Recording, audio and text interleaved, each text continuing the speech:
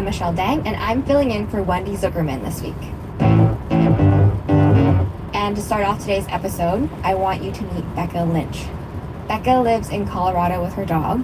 She's 30 years old now, but throughout her 20s, she was leading a pretty hectic life.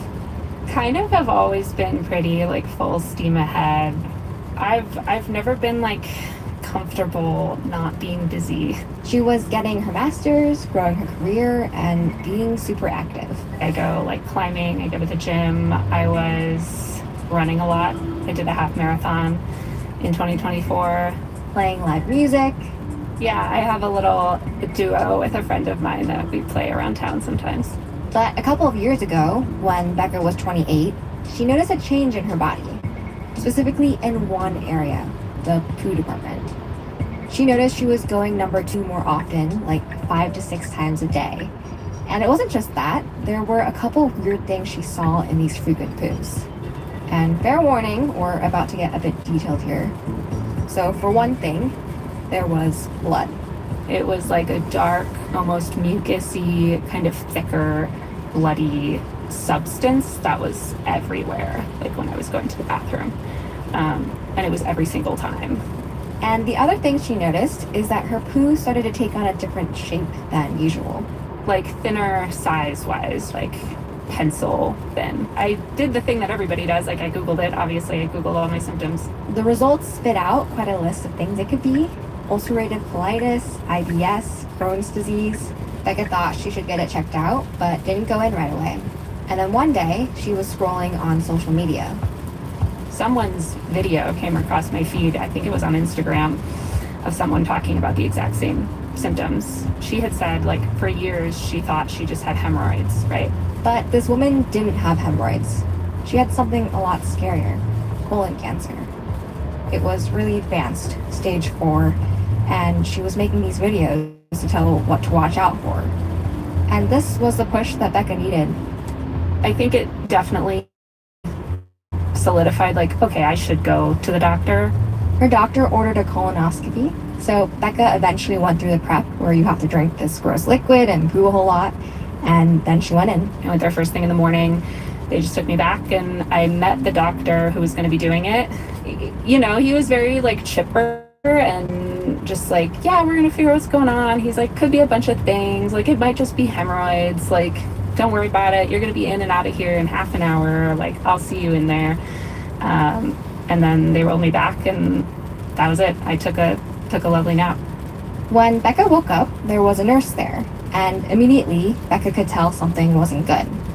The nurse told her she was going to go out to the waiting room to get Becca's friend who had come to pick her up. And she was just we're bringing your friend back because the doctor has to tell you something. And I was something bad? And she was yeah. And then she left. I waited there for 10 minutes. She left me with a bag of goldfish and a Sprite.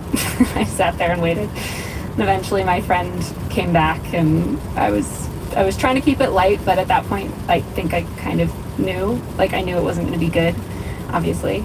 The doctor came back in, and I just remember it was more so his body language and facial expressions that were more upsetting than what he was saying, because he had been this very chipper, bubbly person before. The last time I'd see him, when he came back in, he was very sad, and he sat at the foot of my bed, and he just was we found a mass. It's 5 centimeters, about the size of a lemon. For Becca to officially get a diagnosis, the doctor told her she would need more scans and surgery. And he kind of ended it with being if it is cancer, which I'm certain that it is, you'll be the youngest person that I've ever seen with it. Becca was eventually diagnosed with stage 3 colon cancer at age 29. And this was really weird. She didn't have any of the usual risk factors. They ran genetic tests and didn't find any explanation. It all felt very strange. I knew that it was happening, but it really felt like I was watching it happen to someone else. But from that moment on, it time kind of split, and I just went into this kind of numb headspace of, all right, well, we have to deal with this, so we're going to deal with it, and we'll figure it out. And Becca isn't the only person having to deal with this and figure it out. Around the world, more and more young adults are getting diagnosed with colorectal cancer. In the US, 1 in 5 people diagnosed with it are now younger than 55. That's a big increase from just a few decades ago when only 1 in 10 colorectal cancers were being diagnosed in younger people. And that's not the only concerning thing. We're hearing that young adults are more likely to get diagnosed with a cancer that has already progressed pretty far, despite being otherwise healthy. So, today on the show, we're going to talk about what exactly is going on here. Why are so many young people suddenly turning up with this type of cancer? And we'll hear more about what this has looked like for Becca. All that is coming up.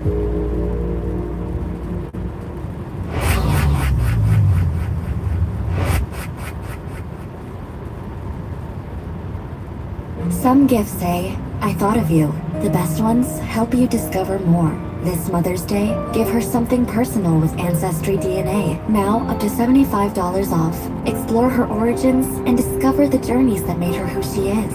Save today. Give her something unforgettable, thoughtful, meaningful, uniquely hers. Give more than a gift for less. Give Ancestry DNA. Visit ancestry.ca today. Offer ends May 10th. Terms apply. Welcome back. I'm producer Michelle Dang. Today on the show, we're looking at colorectal cancer. And with me is senior producer Rose Rimler. Hey, Rose. Hi, Michelle. You know, Rose, I wanted to make this episode because I kept seeing scary headlines about this, about colorectal cancer increasing in young people. Have you been seeing these headlines too? Yes, I have. I've been seeing headlines about people getting colorectal cancer really young, and there's been some really high-profile people that have gotten it and unfortunately actually died from it. So I'm thinking of the guy from Black Panther. That was a little while ago. Yeah, Chadwick Boseman. Yes. Yeah, he died from it in 2020, and he was only 43. Oh, that's awful. Yeah. And then just last month, the actor James Van Der Beek, he also died from colorectal cancer, and he was 48. Right. Yeah. And by the way, this term colorectal cancer, it includes both colon cancer and rectal cancer, and sometimes also called bowel cancer. Okay, got it. And for years, doctors have thought of these cancers as cancers that older people get. In fact, Becca ran into this too. The hospital that I went to, they put me in this support group. It was like a Zoom support group for other people with GI cancers.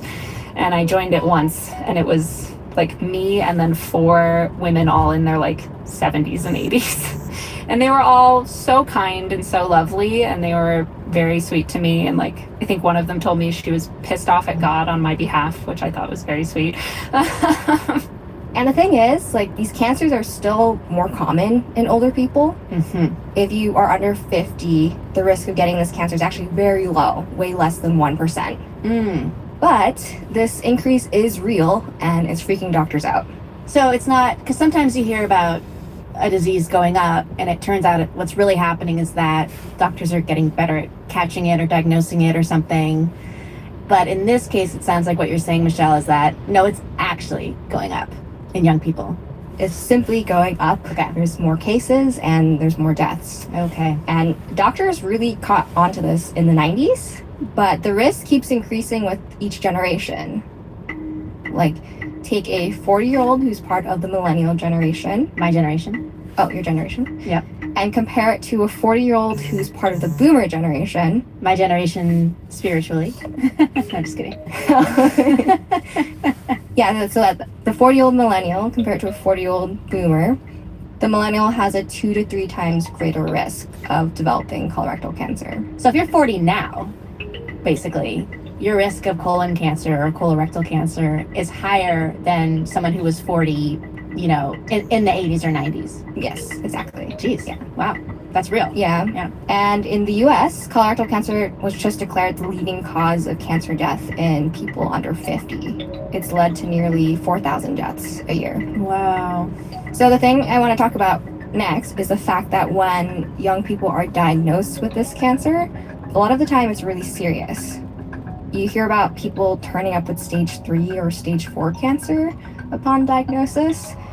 And studies have found that more than half of cases in early onset colorectal cancer are caught at these later stages. That sucks. Yeah, this makes this cancer sound really scary because stage 4, for example, is when the cancer has already started to spread to different organs and other parts of the body.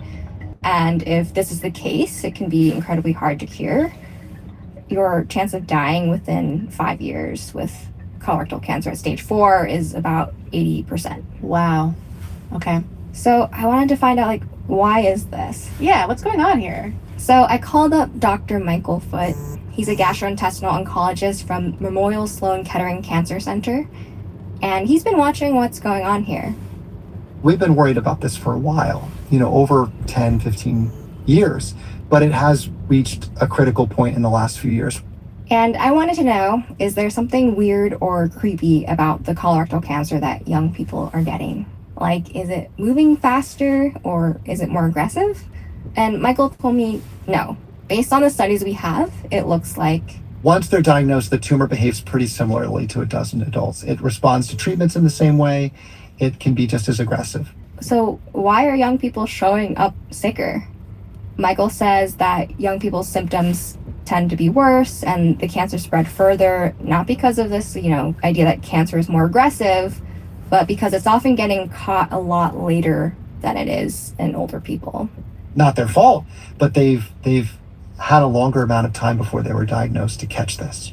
Well, that makes sense to me, Michelle, because they're not routinely getting screened because they're too young to start getting screened with colonoscopies. Yes. So if there was a really young cancer, a really new cancer that wasn't causing any symptoms, there would be no way for them to know. Mm-hmm. But an older person who is getting screened, that would get picked up. Yeah, exactly. Like, the main reason that we find this cancer is with a colonoscopy. And we're just not usually giving those to young people unless something is wrong. And what is interesting is that in older people in the US, rates of this kind of cancer have actually been decreasing. Like, fewer people are getting it, fewer people are dying from it. And we think that's partly because we've gotten pretty good at getting older people to go get colonoscopies regularly, where they can catch polyps in your gut that might turn into cancer. So the rates in older people are going down, but the rates in younger people are going up? Mm-hmm. Yeah, it's this Weird. dichotomy or discrepancy of why is it going down for most of the people who are getting this, Right. but going up particularly for young people. Hmm. And because of that, several years ago, doctors did decide to lower the recommended age for your first colonoscopy for most people from 50 to 45. There's actually people who say it should be even lower. Okay. Another piece of all of this is that for a lot of these young people, the symptoms can be easily confused for other things. Here's Michael again. I have a young person right now who's in their 30s, in their mid 30s, who has an extremely aggressive cancer type that is very, very sick with metastases all over his bones. So this patient of Michael's has stage 4 colon cancer. And what's weird is that Michael told me that their main symptom was back pain. Wow. Okay. I mean, that could be anything. Like, who doesn't have back pain?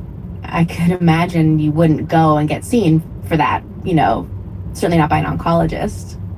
Who would think you'd have cancer just because your back hurts? Yeah, exactly. Here's Michael. Why are you having so much back pain? Why is this going on? No one would ever think about colon cancer. And then we found it. We found it on a colonoscopy, and he's been ongoing with treatment. How did that patient react when they heard the news? They were absolutely terrified. Yeah, and the real reason this patient had the back pain was because the cancer had spread to his spine. Are they still with us? They are, yeah. And, it's not great. They're treating the cancer, but it's aggressive. So basically, Michael and his team are just trying to make him feel better and give him as much time as they can. Less pain, at least. Mm-hmm, yeah. Now, Michael says that back pain as the only symptom is extremely rare. Yeah, we're really freaking everyone out, Michelle, with that story. Sorry, yeah. But, changes in your stool are much more common. Okay. Like blood in your stool and even abdominal pain. But even those symptoms are something that you could mistake for something else. Mm-hmm. Okay, actually, Michelle, I have a question for you. I have seen like a lot of chatter about this online and people talking about like symptoms to watch out for, but mostly they just say like look for any change in your bowel movements. It's like get that checked out, and I find that really broad, like not very helpful. I've seen those kinds of videos too, and I'm curious too, like what exactly should you look for in your poop? Yeah, And so I asked Michael for you. thank you. He told us that you shouldn't panic over a few weird poo days, but it's more like if you see changes or feel pain that lasts for weeks, then get it checked out. This includes things like diarrhea, constipation, and dark tarry stools or blood, like what Becca saw. And Michael has some more particular advice here too. What we typically say with the stool is the stools become thinner, meaning, you know, if there's a tumor there, it starts to press on the colon and like a little cylinder squeezes the stool into thinner shape, right? Because if there's less space in the tunnel, you have a smaller diameter there for the stool to go through, so it starts to get thinner. And while Becca, she had a lemon-sized tumor in her colon. Right, and she was talking about the skinny stools as well. Mm-hmm. Like the mass was putting a lot of pressure on my colon, which was obviously making me having to go to the bathroom a lot more often. And the mass was also what was bleeding, so that's where the blood was coming from. That makes sense. But Becca's experience with her cancer speaks to another huge problem that doctors are seeing. Because some of this stuff, like some of these poo symptoms, they often don't show up until the cancer is already pretty far along, when the tumor is already there and has had a chance to grow and cause problems. Which is still so crazy to me, because when I think about like how long I was having symptoms, really it was like noticeable symptoms were only a few months, and it was still stage 3. Yikes. And that, plus the fact that some of the symptoms can be vague, means that sometimes young people get misdiagnosed by doctors, or even told they're too young to have colorectal cancer. So, you know, they don't get the tests that they need. Like in a big survey, 4 in 10 young people with colorectal cancer were initially told that they were too young to have it. Oh, wow. Okay. Overall, it can take like a really long time for young people to get diagnosed, and one study found that compared to older people, young people waited 40% longer to get a diagnosis from an oncologist. So by the time they get to us, it's further along in their disease course. So bottom line, it's not the disease itself that's doing something weird. It seems to be more like it's sneaking up on people and their doctors too, and getting found after it's had a lot of time to get dangerous. So I guess that answers the question of why is it more likely to be caught at a later stage in younger people, but it doesn't answer the question of why are younger people getting it at all in such increasing numbers. Yes, that is the big question, and actually we'll be looking at that next. Why is this all happening? Because I'm very impatient. I want to know now. Yes, so after the break, we'll take a look and talk to Wow. the scientist who's trying to find out. Okay, I can wait till after the break.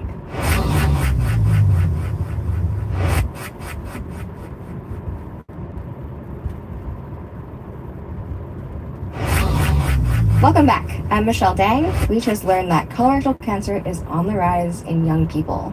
And the question now is why? So we're on the trail trying to figure it out. Like, what the hell is going on here? And I'm here with senior producer Rose Rimler. Hello. Hey, Rose. So, yeah, one thing that comes up a lot is diet. People are eating a lot more ultra-processed food than they were before. And a big study just came out on this. It looked at this big data set of almost 30,000 nurses and their health. I don't know if you're familiar, like the nurses. The nurses' health study? Yeah. Yeah, it's a group of nurses that have been followed for a long time and used in a bunch of studies. And what they found in this study is that people who ate the most ultra-processed food had a 45% higher chance of having polyps in their gut, which polyps can be harmless, but sometimes they do lead to cancer. Okay, so people who ate more ultra-processed food had more polyps. Very suspicious. It's not super surprising because, as we know from the ultra-processed foods episode, they tend to be associated with a lot of bad health outcomes. As we know from the fiber episode, if you're not eating a lot of vegetables, you need the fiber in vegetables. So that all makes sense that would be bad for your gut and probably create an environment that could be helpful for growing cancer. Yeah, it's like we always come to that conclusion, and Science versus episodes. We do. It's like, eat vegetables. Oh, okay. hmm Over and over and over and over. Yeah. And that is because we do think there's some stuff that could be causing problems in ultra processed foods, like preservatives. And then we also know that eating a lot of red meat, especially charred meat and processed meats, are linked to some cancers too. Yeah, actually working on the ultra processed food episode, I stopped buying like lunch meat. Oh, Like sometimes I'd really? have like turkey, sliced turkey meat. Yeah, I don't eat that anymore. Sliced turkey meat? Yes, because it has nitrates and nitrites in it. Mm. And that has been associated with cancer. What about cheese boards? Cheese boards, does that count? Oh, sorry, I meant like prosciutto and salami. Oh, and, like charcuterie boards. yeah, charcuterie boards. Once in a blue moon, I don't set out my spread of peeled grapes and charcuterie boards every night anymore. Yeah. Overall, it's probably a good idea to eat less of this stuff. And there are a few other risk factors that might be at play here too. Things like obesity, lack of exercise, smoking, and alcohol. Mm-hmm. But I kept thinking like there's got to be something else going on here because I keep seeing and hearing stories of people with very healthy lives that eat great, exercise a bunch, yet still getting colorectal cancer at a very young age. Here's Dr. Michael Foote, who we heard from earlier. Most of the people that we see are actually pretty healthy. I have a patient who was a vegan, who came in and she was like astounded. She had an early stage colon cancer, so we were able to remove it with surgery and then treat her, and she's doing well. But she didn't really drink very much. She didn't smoke at all. So that's kind of the scary thing, I think, for all of us. Yeah. I'm thinking about Becca, who we met earlier. She seemed very healthy. Mm-hmm. And I don't know what she was eating, but it didn't sound like she was sitting down at McDonald's for every meal. Yeah, similarly, Becca told me she wasn't big on processed foods or alcohol. I don't know. Like I said, I was 28. I was healthy. Like I had just run a half marathon. I really wasn't thinking I might have cancer. My energy levels were fine. I was still go. So, what could be going on here? Lots of scientists are wondering if there's something else weird in the environment that people were exposed to that's maybe contributing to this, or perhaps changed up the gut microbiome. They're on the hunt for explanations, and so I want to talk about one of these ideas. Okay, great. One scientist we talked to is looking for clues inside the cancers themselves, like the actual DNA of these tumors. And his name is Professor Lyudmil Alexandrov, and he's a cancer biologist at the University of California, San Diego. I actually specialize in cancer genetics and cancer genomics, and my focus is on understanding the processes that cause cancer. Several years ago, Lyudmil and several colleagues started this big study looking at the genetics of colorectal cancer tumors. So what they did is they collected a bunch of tumors from people who had this kind of cancer. And they ended up with almost 1,000 tumors from across 11 different countries. Then they brought these samples back to the lab to test their genetic profiles. So Lyudmil says inside a tumor, you can see these molecular fingerprints. These are made up of unique patterns of genetic mutations that can actually tell you a lot about that person's life.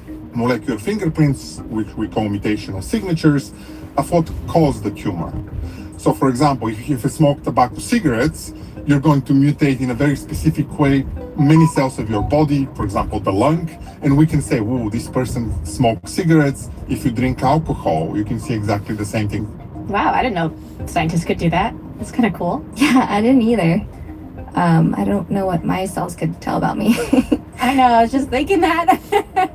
And a good chunk of these samples were tumors that came from younger people. About 15% of all the samples we collected were early onset cases, which is a very large number. You wouldn't expect that number. When we were designing the study, we would have expected less than 5%. Oh, so you weren't looking for that at the time? No, not at all. Now that he had this data with all these younger people in it, he could compare the tumors to see if there were genetic differences between the tumors and the younger and older people. To try and see, was there anything different that might help explain why the cancer is showing up more and more in young people? And he found that yes, there was something different between these two groups. There was actually this particular set of fingerprints that stood out. And essentially the difference was striking. If you look at individuals who were younger than 40, more than 50% of them had these very specific patterns of mutations. And when they looked into this specific pattern, it turned out that this type of mutation is often caused by certain bacteria that find their way into the gut. Okay. And what can happen is that bacteria that get into our gut can release a toxin called colibactin. Rose, what do you know about colibactin? Colibactin. I don't know anything about it. Does it have something to do with cauliflower? Like, Cauliflower? yeah. No, it does not have anything to do with cauliflower. Okay, well, that was my best guess. But it's something that gets made by some bacteria. Like, for example, some types of E. coli make it. Oh, that's coli. Yeah, it's more like colibactin than a cauliflower bactin. Colibactin. Yeah. And one thing that colibactin does is it can damage our DNA because of how it works as a toxin. I think of it as a weapon system. A weapon systems that that certain bacteria have, and they use it to protect themselves from other bacteria. And So the way, this is like a weapon that the bacteria create for themselves. yes, exactly. So there's this bacteria scooting around in our guts, putting out this sort of toxic substance. Yeah, I like that phrase, pooting. Yeah. If a bunch of these like bacteria get into your gut that make colibactin, when the bacteria encounter other bacteria, or shooting this stuff out in all directions. It's like a little bacteria war, chemical warfare. Yeah, exactly. That's the theory. And some of that colibactin could be slamming into cells in the wall of your gut, and that's where it can mess with your DNA. Oh, so that colibactin chemical warfare stuff damages the cells of the gut, and somehow that damages your DNA as well? Yeah. To break it down a bit more, what happens is colibactin can hit a cell and then cause damage to the DNA in that cell. The cell will try to repair that damage, but sometimes it doesn't work, so you get mutations. And when that cell replicates, of course, those mutations replicate too. And so sometimes mutations do nothing. Same thing with these colibactin mutations. But other times they might be the first step toward a cancerous tumor. Right. But what's really interesting here is that Ludmil and his team were actually able to track down when these fingerprints were left behind, because they could put together this genetic tree and track mutations over time. At a basic level, how it works is the trunk of the tree shows you the DNA's original state, and then it hits a mutation, grows a new branch. Then another mutation, another branch. This sort of thing allowed Ludmil's team to put together an estimate of how old the person was when this mutation happened. Wow. Yeah, This is detective work. here's Ludmil again. We always saw that molecular fingerprint in the trunk of the tree, and what that means is that happens very early. So studies have estimated that these colibactin mutations happened when people were kids, before they were 10 years old. Oh, before they even had the chance to start drinking or smoking or... Yeah. Wow. So the seed is planted very early. Which is, super surprising. And even more surprising, Google says more work that's unpublished, that it might have happened. The more proper estimate is probably the first 2 years of life. Oh, wow. So we think it's happening something in very, very early life. What we think happens is that when you have a young child, a year old, 2 years old, their microbiome and their immune system are getting formed, the microbiome of the colon. And if they get many mutations. And if you get many mutations at an early age, including some of the driving mutations that cause cancer, then if you get it at age 2, well, now you're on the fast track for cancer. You get cancer in 20 or 30 years when you're a young adult. 2? Yeah, 2. Oh my god. This little baby. That's interesting. He says infection. Does he mean this bacteria that puts out the what was it, colibactin? Is that the infection he's talking about? Yeah, when Ludmil says infection, he's talking about this idea that some kind of bacteria ended up in these people's guts as little kids. Okay. Maybe E. coli, which is pretty common in our guts, maybe something else. And they put out a bunch of this colibactin, And maybe that contributed to colorectal cancer developing years and years later. Wow. Yeah. Now, we do have to mention here that it's correlation, not causation. We can't test this by putting this bacteria into a bunch of babies, you know? Yeah. But we do have studies in some mice showing that when you put Colibactin making bacteria in their guts, they do get more tumors. So that's some more evidence of a potential link here. But let's assume that this is a real link. Do we have any idea, like, where this infection came from in the first place? So we don't exactly know, but Woodmill was like the things that babies are exposed to that can affect the microbiome does change a lot from one generation to another. Like, younger people might have been exposed to more or different antibiotics. Maybe it's related to C-section rates or breastfeeding versus formula. Mm-hmm. Or maybe it's as simple as, like, a lot of us, like everybody got exposed to a bacteria and it caused an infection, and it just happened to do more damage if it happened to you as a baby. And I suspect that these microbes, some microbes that may be very harmless for us when we're adults, are not that harmless for a 1-year-old that's forming its immune system. Huh. Yeah. Like been a pandemic, a very quiet pandemic that some people are feeling the repercussions of now. Wow, that's fascinating. Yeah. And now this is just one possible contributor. Scientists are going full steam ahead to try to solve this mystery. Other suspects include other types of bacteria, maybe viruses, also chemicals in the environment or medications, like the antibiotics. That makes sense. So overall, we're getting a bunch of hints here, but no clear smoking gun. And this means that people like Becca don't have answers about where their cancer might have come from. But the good news is that Becca's doctors got her into treatment fast after she was diagnosed. So Becca had surgery. They took out the tumor, some lymph nodes, and more than a foot of her colon. Oh, man. And they got rid of all the cancer that they could find, but doctors also had her do chemotherapy last year. And after her last treatment, she celebrated with friends. Like, they had a picnic in the park. I asked her what they had. Oh, gosh. I think we just had a lot of cheese. It was really funny. I met with a dietitian early on during chemo, and they actually told me to, like, eat a lot of That's cheese. a nice blessing. Yeah, say less. Like, I'll have no problem eating a lot of cheese. But she's not totally out of the woods. I finished, in quotes, end of August. And so now people will ask, like, so you're done now, right? And it's like, yes and no. So Becca has to go back every 3 months for scans and blood work. And this part will last 2 years. There's a 25% chance of her cancer coming back during this time.